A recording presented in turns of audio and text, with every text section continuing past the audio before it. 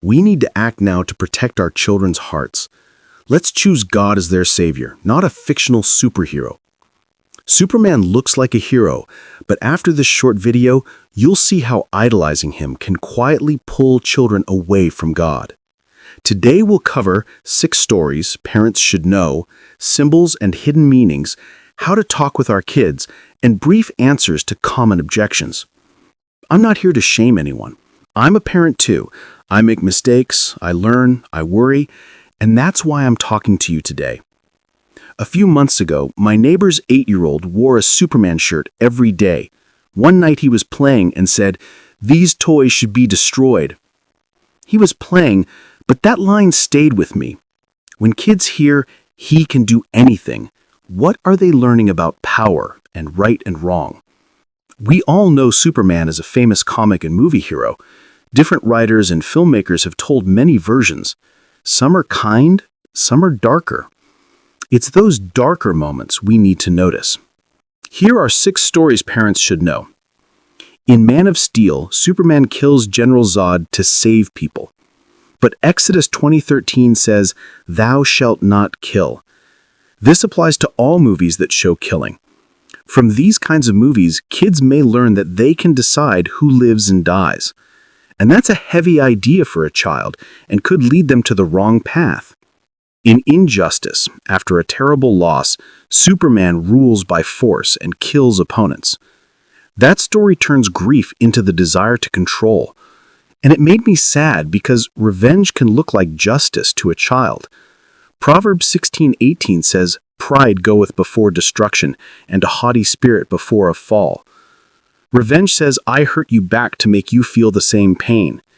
But justice is a fair, ordered response meant to restore right and protect people.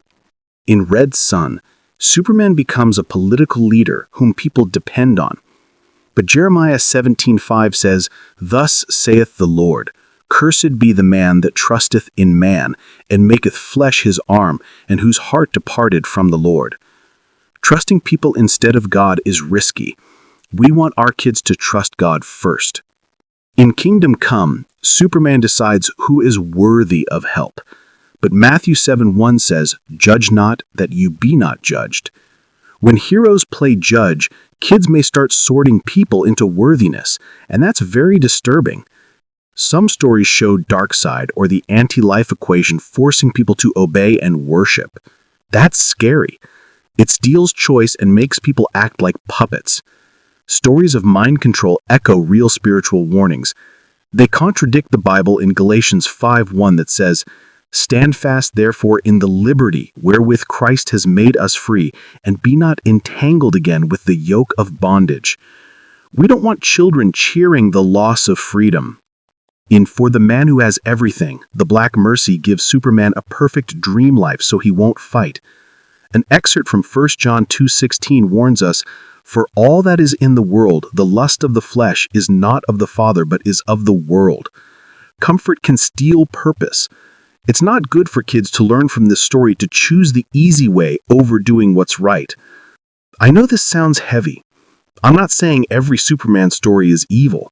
I'm saying certain scenes carry ideas we should discuss with our kids so they don't take the wrong lessons into their hearts. Symbols. Do they have hidden meanings? Early comics treated it as an initial for Superman. Later writers reinterpreted it as a Kryptonian family emblem meaning hope. Likewise, Kal-El's name has been read by some as having Hebrew echoes like vessel or voice of God. By contrast, occult commentators read hidden meanings into the same symbols. One analyst even claims you can inscribe a 5-pointed pentagram inside the Superman crest, and some go so far as to interpret Kal-El's name as destruction or completion of God. Whether or not those readings are true, what matters is how children treat symbols.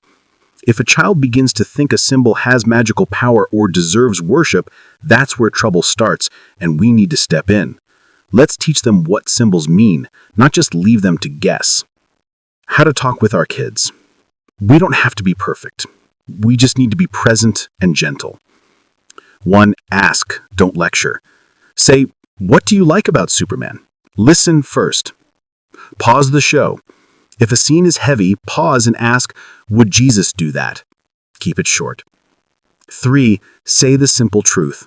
Superman is cool, but he can't save our hearts. God can. Read Exodus 23 if it fits the moment. 4.